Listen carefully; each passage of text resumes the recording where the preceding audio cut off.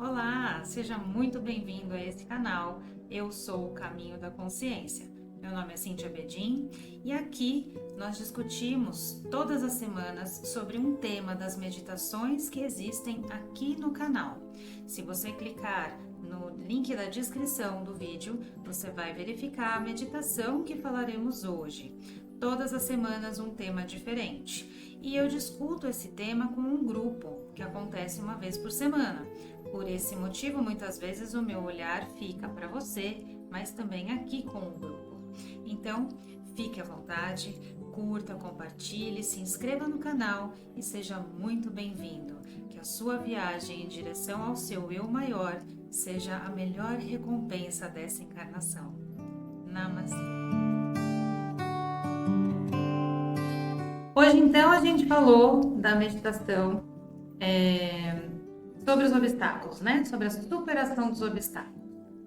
E aí, a gente realizou esse exercício de liberação emocional e energética do que a gente considera obstáculo ou dificuldade interna ou aquelas que surgem pelo caminho. E aí, quando a gente fala sobre dificuldades internas, eu me refiro, assim, a entender possíveis dores e sofrimentos que a gente experimenta, né, pelo caminho, e assim como diria Buda, a dor nesse plano, ela é real, ela acontece, não tem como a gente se livrar exatamente dos processos de dor, mas manter-se apegado à dor é o que ele chama de sofrimento, e isso a gente pode escolher, né? Tem pessoas que vivem uma situação há 20 anos e elas contam essa situação como se tivesse acabado de acontecer. Então isso é o apego, isso é a extensão do sofrimento, né? Isso é a extensão da dor.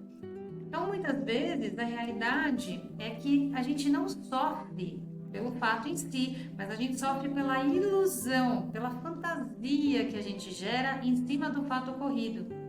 E onde será que tudo isso começa? Vamos lá do ponto inicial. Então, desde que a gente chega aqui, nós definimos internamente para nós uma forma de interpretar o mundo. E principalmente algo que a gente não costuma fazer é pensar sobre essa afetação. Como essa afetação nos movimenta, para onde que essa afetação nos leva, nos direciona. Então, tudo que ocorre em volta de nós vai ter uma reação interna. Essa é a minha afetação. E a gente não se pergunta por que eu estou me sentindo tão mal, por que eu estou me sentindo tão afetado. Então, é extremamente valiosa essa análise, é onde começa em você a história das afetações, né? Será que eu reproduzo um comportamento lá dos meus pais, um comportamento emocional aprendido? Será que a minha ansiedade me toma? O que acontece nesse momento dessa afetação? Afinal de contas, tudo vai girar sempre muito mais em torno dos fatos, das minhas reações aos fatos, do que do fato em si. A gente fica elaborando coisas sobre o fato. E aí já não é mais a emoção, a gente chama isso de sentimento. Emoção é o que eu sinto no momento e racionalizar em cima daquela emoção é o sentimento. Bert Hellinger, ele tem uma classificação para isso. Ele fala que tem o sentimento primário e o sentimento secundário. O sentimento primário é algo assim: sofri uma queda, caí, né? Tropecei e caí, tô chateada. No momento seguinte me levanto, lavo as minhas mãos, limpo ali o ralado pelo corpo, sigo adiante. Ok? Sentimento secundário: tropecei e caí, levanto chorando, reclamando, começa ali. Por que aconteceu isso? Eu me distraí. Será que eu torci o pé? Meu Deus, eu devo estar doente, não senti meus pés. Será que eu sou velha e fraca? Será que eu sou tão ruim que eu não consigo nem andar mais? Desaprendi. E aí eu começo todo um discurso, toda uma fantasia acerca de uma coisinha simples que eu acabei de experimentar. Então, eu sempre oriento as pessoas que eu atendo que quando a gente se perde nesse emaranhado interno, a gente não pode perder a oportunidade de se perguntar assim: qual a verdade sobre esse fato? Tropecei e caí. Apenas isso, né? O resto todo é uma fantasia que eu acabei de criar sobre o ocorrido. E muitas vezes eu fico reproduzindo aquilo. Muitas vezes, muito tempo. E quanto mais tempo eu ficar naquela ilusão, maior ela vai ficar. E tem gente que vive histórias e canaliza tanta energia para aquele fato, que aquele fato só aumenta, cada vez que ela conta, né? Quem conta um conto aumenta um ponto, cada vez que ela conta, ela aumenta e ela amplia aquele sentimento. Gente, eu já vi histórias mantidas por longos anos se transformarem num belo de um câncer. Por quê? Lembra mágoa, má água, né? Nem todas as pessoas que têm câncer têm problemas com mágoa. Tem pessoas, casos e casos. Então, esse é um caso de uma somatização muito importante. Eu estou trazendo aqui um fato bem bobinho, um exemplo bem tonto mesmo, porque na verdade isso acontece o tempo inteiro, né? Então, o que a gente faz? Aconteceu um fato. Ao invés de eu tentar compreender, eu tento justificar. E aí, eu já falo uma coisa assim, quem justifica está errado. Porque a gente tenta justificar tudo o tempo inteiro. Então, veja bem, justificar o que aconteceu é diferente de compreender o que aconteceu. Compreender significa entender, né? Assimilar e aprender com o que está acontecendo. Não tentando justificar, porque eu justifico me afastando da responsabilidade sobre o ocorrido. Então, tropecei e caí. O que foi isso? Foi a minha pressa, de repente, de chegar em algum lugar? Foi meu sapato que escorregou? Tá bom, pode ter sido. Mas o que eu consigo aprender com isso? E de repente eu preciso estar apenas mais presente, prestando mais atenção nos meus passos, colocando a minha mente ali comigo e não longe de mim quando eu estou caminhando na rua. Entendido isso, eu sigo adiante ao invés de ficar me punindo e me julgando porque eu caí. Então a busca pela compreensão dos fatos nos torna grandes perante os acontecimentos da vida. Veja bem, não grandes no sentido de ignorar os fatos, né? Mas e também não entrar em apatia ou virar as costas para a importância das experiências, né? Mas grandes no sentido de estar presentes, de olhar para os processos da vida de forma mais madura, porque o amadurecimento, como a gente falou agora há pouco, comprovado cientificamente no estudo da psique humana, é uma escolha. Então, eu não amadureço enquanto eu não escolher amadurecer. Se eu escolher, eu vou amadurecer. Ou seja, é o amadurecimento uma decisão interna que vai nos ajudar imensamente a olhar esses movimentos da vida com mais naturalidade, mais independência e mais consciência, né? Porque aquilo que eu chamo de dificuldade, eu sempre trago assim a função de olhar por detrás dessa dificuldade. A gente fala muito aqui disso, né? De que atrás de uma dificuldade sempre vem uma oportunidade, tem uma porta maior, tem algo acontecendo ali que a gente vai ter que olhar, e enquanto a gente não olhar, aquilo vai ficar acontecendo, né? É uma oportunidade da gente compreender aquilo que a gente tanto resiste, né? Ou entender o que eu ainda não vi, o que eu preciso enxergar, o que eu preciso compreender dessa situação. E muitas vezes a gente pensa que o nosso trajeto de vida é aquilo que disseram que deveria ser, né? Só que se eu não estou presente e maduro o suficiente para compreender as minhas necessidades, me posicionar, isso só vem com consciência, vem a vida e parece que ela bate com força, né? E aí eu costumo dizer que se a natureza está te cutucando, te apertando, te empurrando, né, te espremendo, fique feliz. A natureza só cutuca quem tem capacidade de evoluir. E aí, para quem reconhece esse convite, gente, não tem presente melhor. E é justamente por esse motivo que quando a gente resiste a olhar os fatos e a importância deles, eles parecem se repetir. Então já dizia Freud, né? Tudo que resiste, persiste. Sendo assim, quando os fatos se repetirem na sua vida, é importante analisar de novo o que será que eu preciso aprender com isso. O que isso quer me dizer, né? O que eu ainda preciso olhar. E aí, se você não consegue sozinho, não tem problema. Busque ajuda, terapias, meditações, tem tanto material hoje na internet, esse canal é um deles, né? Buscar olhar, não dar as costas aos processos de repetição é o começo da cura. Só repete em nossa vida os fatos que vão nos direcionar para algo maior, para algo melhor. E se algo insiste tanto em estar na sua vida, é porque merece atenção. E vai persistir até que você olhe para ele. Mais uma dica é, olhe para o fato sem a vitimização, né? Buscar compreender o fato não é mergulhar nele, é uma busca, é uma análise, né? Não é vitimizar-se, e estancar todo o resto, todos os outros aspectos, todo o seu processo, achando que só aquilo agora é importante, porque a gente corre o risco de vitimizar. Então, é olhar para a dor sem mergulhar nela, observando apenas um convite, conversar com essa dor. Por que você está aqui, né? Essa experiência te convidando para um processo, te levando para um degrau acima na jornada. Quando a gente aceita o processo, a gente aceita evoluir. Então, esse tipo de comportamento interno, ele já é assim 50% da cura que a gente precisa para superar qualquer situação. Esses dias eu escutei de um cliente em consultório assim: por que será que eu não saio do lugar? Você fala tanto em resistência, onde eu resisto? Me mostra, pelo amor de Deus, ele fez, sabe? E aí eu respondi para ele que a resistência, muitas vezes, ela é sutil. Ela vem fantasiada, como a gente falou agora há pouco, de cansaço, de desânimo, de formas, né? Como, isso eu não consigo, isso eu não sei fazer. Ou, sexta-feira não é dia para começar nada, imagina, deixa que eu vou pensar isso na segunda-feira, né? A principal das resistências, eu não tenho tempo. Imagina, a pessoa trabalha 8 horas por dia, estuda à noite, né? Não tem final de semana, não tem os intervalos, né? O caminho que dá 1h30 para ir para o trabalho, para voltar, mesmo que eu estou num carro, posso colocar alguma coisa para ouvir? Não, melhor não, né? É melhor fazer com calma.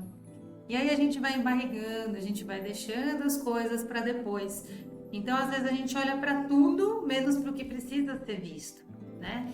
Então, a gente pode sim usar pequenos movimentos de tempo, né? Quem quer começar a meditar, não precisa meditar 1 hora por dia, pode começar com 2 minutos, 3 minutos, amplia depois 5 minutos, 10 minutos, 15 minutos. 1 hora vai ser muito pouco depois dos 15 minutos, eu vou ter que ir para mais tempo, né? Então, a gente vai começando devagarzinho até criar o hábito, fazendo amizade, né? Para poder olhar ali tudo que precisa ser visto. E quando você perceber, você já está num ritmo diferente. Já colocou, já integrou, já se conectou a coisas novas na sua vida, né? Bom, mas e quando a dor e o sofrimento é algo daquele emocional mais arrastado, como por exemplo um luto, a perda de um ente querido, uma perda financeira grande, né? Algo que leve a pessoa para o inferno pessoal. Gente, eu lembro de um professor que eu tive na faculdade, minha primeira formação, que foi o meu orientador. E ele dizia uma coisa assim: se compare sempre com os que estão acima, nunca olhe para baixo. E eu me apaixonei pela forma, pela paixão que ele tinha em ensinar. Sabe aquela aula que você assiste e fala: uau, eu quero ser assim quando eu crescer? Pois é, esse era o cara. E ele dizia algo assim: se você olhar para trás na história, muitos conseguiram superar os seus obstáculos e deixaram suas pegadas. Então você pode caminhar nessas pegadas. Já tem alguém que foi lá e abriu o caminho para você. Você não precisa abrir caminho. Já tivemos os desbravadores, né? Então aqui, quando a gente fala dos mestres, quando a gente fala de filósofos, de pessoas que foram e realizaram, Beethoven, ele ficou surdo, mas ele não deixou de fazer música. Olha essa potência, isso é uma potência do ser humano, não era uma potência porque ele era um espetáculo, mas não porque ele era especial, ele era como nós, né? Então, muitos outros passaram dificuldades, eu não me lembro mais se foi Dostoiévski ou outro que teve tantos filhos, acho que de 12 filhos, 8 morreram. Eles simplesmente caminhavam para onde tinham que ir, independente das dificuldades, eles não deixaram de cumprir o que vieram fazer. Entendem? Então, por que será que existem diferenças, né? Uns conseguem passar pelas dificuldades melhor do que os outros. Eu digo que o motivo principal é olhar para o propósito, olhar para o objetivo. A gente não pode tirar os olhos do nosso objetivo, né? Sendo assim, se na humanidade um consegue, nós conseguimos também. Olhe sempre para cima, né? Então, olhar para quem venceu nos traz esse estímulo. Se tiver muito difícil, né, olhar e seguir adiante, vamos olhar para o que nos prende. Começa olhando o que te segura, o que não deixa você olhar para essa liberdade, né? Porque desapegar-se é um caminho de liberdade. Buda diz que a raiz de todo o sofrimento é o apego. Então, se a gente estiver no nosso estado de presença, e é fundamental o estado de presença para passar qualquer processo que seja, A dor, ela não vai diminuir, e não é mágica assim de diminuir imediatamente, mas o estado de presença vai evitar que a gente fique preso naquilo que a gente chamou lá, Bert Hellinger falou do sentimento secundário, né? Sofrendo além do que o próprio processo do luto exige, porque cada morte, cada perda é um luto. Então, ter a consciência de que tudo é finito e impermanente nos ensina o estado de presença, que é a melhor escolha que a gente pode fazer enquanto a gente estiver vestidos de humanos, né? Nesse processo chamado vida. Então, novamente, deixando claro, a dor do luto de um ente é um processo, não pode ser embotado, não pode ser ignorado. Precisa vivenciar todas as etapas desse luto, acolhendo essa dor.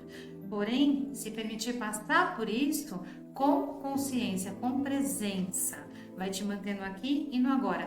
E aí você vai evitar ser arrastado, sabe? Para aquele passado, não aconteceu isso, não aconteceu aquilo, remorso, dor, eu podia ter feito diferente. Não, nós não conseguimos salvar ninguém. Todos temos um prazo e a gente tem que respeitar. Respeitar a morte e respeitar a escolha espiritual de quem partiu. Então, quando a gente tem essa consciência, a gente consegue compreender que a gente não precisa ampliar a dor, que a gente pode apenas entender a morte como uma extensão da vida, né? Um fato curioso também que chama atenção, né, e que eu gostaria de compartilhar é assim: a gente tem muita facilidade em olhar o problema do outro e achar que é mais fácil do que o nosso, né? E aí, por que isso acontece? Porque a gente está emocionalmente envolvido com o nosso processo, com o nosso problema, né? Eu tenho aqui uma duplinha dinâmica que eu atendo, são 2 irmãos. E aí, eles enxergam assim, os 2 têm uma dificuldade muito importante, um mais na razão, na parte material, o outro mais na emoção, né? E aí, um fala da dificuldade do outro como se fosse a coisa assim mais simples de resolver. Aí eles olham assim um pro outro e falam: imagina, mas isso é tão simples, tá ali no nariz dele, como assim ele não vê? É tão fácil, se fosse meu, esse problema eu tinha resolvido. E o outro diz a mesma coisa: imagina, é tão simples isso aí que ele passa, é só ir lá e resolver, é muito, muito mais fácil do que o meu problema. É um problema emocional, eu sou depressivo, etc, etc. Sim, a grama do vizinho é sempre mais verde, né? Então, assim, é muito mais fácil julgar. E aí, eu conto para eles um segredo que vale milhões, que a mesma energia neutra que eu olho o problema do outro, eu posso usar ao meu favor. Eu posso convidar essa mesma energia para o meu processo. Isso é uma escolha, eu posso escolher olhar buscando a solução e não a ampliação da dor. Esse é o estado de presença. Eu acho que não tem exemplo melhor para falar do estado de presença. É a consciência para todo e qualquer processo que eu venho experimentar. Porque tudo, exatamente tudo que passa por mim, pelo meu processo é importante. E é a maior das consciências, essa consciência de que eu posso usar essa energia neutra para mim, que pode me conduzir para a minha evolução de uma forma mais leve, mais tranquila. Bom, e aí no exercício meditativo de hoje a gente percebe que é possível fazer esse movimento de me retirar um pouquinho da dor, afastar um pouquinho esse emaranhado emocional, e aí eu consigo olhar a dor de um outro lugar, de uma outra janela, consigo me colocar do lado de fora, consigo ser um observador do meu processo, né? E não estar constantemente misturado a ela. Então, de novo, não tem fórmula mágica, mas nós precisamos saber que nem tudo precisa ser tão arrastado, nem tudo precisa ser tão dolorido, né? A gente pode passar tudo isso de uma forma mais leve, mais natural. Mas onde eu encontro essa naturalidade? Olhemos para as nossas crianças. Sabe aquele olhar mais neutro, mais doce, mais natural sobre a vida, sobre tudo? Que muitos entendem que é falta de consciência, e eu diria que não, eu diria que é uma maestria, né? Esses seres que acabaram de chegar nos ensinam muito sobre os nossos processos. Por quê? Porque a criança nos ensina a fé, aquela fé inabalável, sabe? Quando o bebê chora no berço, ele tem certeza de que ele vai ser atendido, o pedido dele vai ser acolhido. O nome disso é fé. Outro ponto interessante é que a criança tem um olhar curiosíssimo, né, sobre tudo na vida. Ela quer respostas, ela quer entender, ela quer saber do que é feita a nuvem. E quando a gente cresce, a gente para de perguntar, a gente começa a ter vergonha, a gente acha que perguntar ai meu Deus, o que o outro vai pensar de mim? Será que vai pensar que eu sou burra, que eu sou fraca? E a gente começa a julgar o nosso pensamento, a gente nem fez o movimento, a gente já tá lá, né? Evitando saber mais sobre a vida. Então a criança, ela não se preocupa com nada disso, ela apenas sente e se permite sentir. Esse é o estado de presença. E tem mais uma, ela não chora para sempre, hein? Ela vai chorar em alguns momentos pontuais, como um extravasar do fato que não foi agradável, e depois ela vai se permitir voltar a brincar. Passou, passou, tá tudo certo, bola para frente. A criança nos ensina isso. Então, eu vou pedir para vocês pensarem assim, respondam a si mesmos, né, com muita sinceridade. Se você tem ideia de muitas vezes quanto tempo você se permite ficar olhando para o processo da dor, né? Porque quando a gente está olhando para o processo da dor, já aconteceu, ano passado. E aí eu não me libero para seguir, né? Então, quando eu percebo, opa, tô muito tempo parada aqui, mas eu não quero isso para mim. Então, eu quero o quê? Olhar para frente, olhar para a vida. E para isso, eu preciso soltar essa dor. Eu preciso me liberar do peso desse sofrimento, né? Que me amarra e que me impede de caminhar. Então, quando a gente percebe que a dor contém muita energia e se manifesta com muita intensidade, olha lá, de novo, eu posso escolher usar essa intensidade na polaridade oposta e canalizar essa energia para realmente aquilo que importa para você naquele momento. Então, o ser humano ele ainda tem o péssimo hábito de contabilizar perdas e dores, né? Ao invés de contabilizar as bênçãos. Tem um livro muito legal que fala sobre isso. Eu não me lembro o nome agora, mas ele vai vir daqui a pouquinho. E ensina justamente o poder da gratidão. A mágica de alguma coisa, daqui a pouco vai ver. Então, se a gente observar, tudo nos ensina o tempo inteiro, tudo é lição. Então, a gente, agora nesse momento, a gente está saindo de uma pandemia. O que ela nos ensina? Eu diria que muitas coisas, dentre elas que a gente precisa escolher amadurecer, que a gente precisa aprender mais sobre a morte e integrá-la à vida. Que a natureza, em absoluto, não precisa de nós para nada, ela se refaz muito rapidamente, que é exatamente o contrário, nós que precisamos dela e que sem ela nada existe. Então, quando a gente olha para as dores como um aprendizado, nós não precisamos repetir os processos, nós podemos apenas extrair o sumo daquela experiência, um núcleo, e seguir adiante fortalecidos. E uma vez que a gente aprende a passar por essas experiências em estado de presença, a gente reconhece quando os próximos processos vão nos arrastar, a gente volta para o nosso estado de presença. E vai ficando cada vez mais fácil. E tem uma hora que vão olhar para você e falar, nossa, por que é tão leve para a vida? Vão te questionar.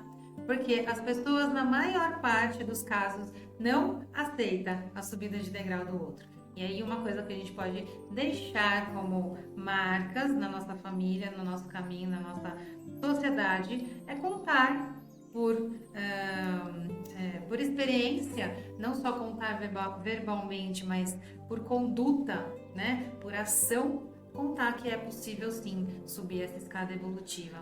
Então, tudo que existe, inclusive todo e qualquer processo, sempre vai caminhar para o fim, para uma morte, a gente não precisa reagir a isso. Né? E tudo que a gente passou recentemente nos ensina a lidar com vida, morte, com processos, finalizações, desfechos. Afinal, mortes a gente tem todos os dias, o tempo inteiro, né?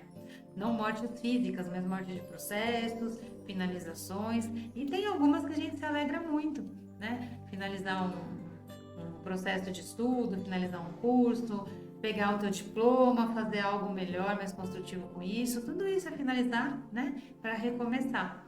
São mortes e renascimentos que nos acompanham. Então, os desfechos, eles não devem ser nossos inimigos, eles devem ser aliados, né? E aí a gente pode escolher apenas passar por todos eles de uma forma mais tranquila. Bom, e aí voltando, olhando para o passado, é importante a gente ter a consciência de que lá eu não produzo nada, né? O que passou, passou, já morreu. É uma energia que já acabou, já findou. Então, a morte, ela gira o ciclo da vida e ela volta para um renascimento, e é disso que a gente fala, né? Transformar aquilo que já aconteceu, porque o próximo processo vai ser muito mais fácil. Então a gente não precisa impedir os processos de acontecer, a gente só precisa conversar melhor com eles, né, para poder entregar os nossos excessos e olhar para aquilo que realmente importa, aquilo que é verdade. Lembra aquela perguntinha lá do começo, né? Isso o que é verdade sobre esse fato? Onde está a verdade? Simplifique tudo. O segredo da vida é simplicidade. Dessa forma a gente vai sair daquele estado de navegar à deriva. Sabe quando o barco está sem o seu líder ali, né? Sem o comandante do barco? Então, quando a gente decide olhar, encarar, não apenas o fato em si, soltar os excessos, desapegar, olhar para frente, né? Essa escolha do amadurecimento é uma escolha valiosíssima. Então, a gente escolhe o quê? Tomar de volta o leme do nosso barco e seguir adiante. Isso é aceitar a jornada, isso é aceitar o caminho, isso é aceitar a vida. Então, como diria um monge, né, respondendo ao seu discípulo, ele chega e pergunta: mestre, como que eu chego à iluminação? E o mestre responde: boas experiências. E aí o discípulo fala: e como chegar às boas experiências? E o mestre diz: más experiências. Ou seja, o caminho é feito de contrastes, essa é a vida, né? Aceitar as más experiências nos guiarão até experiências melhores. E isso nos leva para um patamar maior. Então, apenas não paremos de caminhar. Caminhe e o caminho se abrirá. Oi, voltei para te agradecer por você ter me acompanhado até aqui. E se você gostou desse vídeo, curta, compartilhe muito, se inscreva no canal, ative o sininho para receber as notificações dos novos vídeos. Até a próxima semana!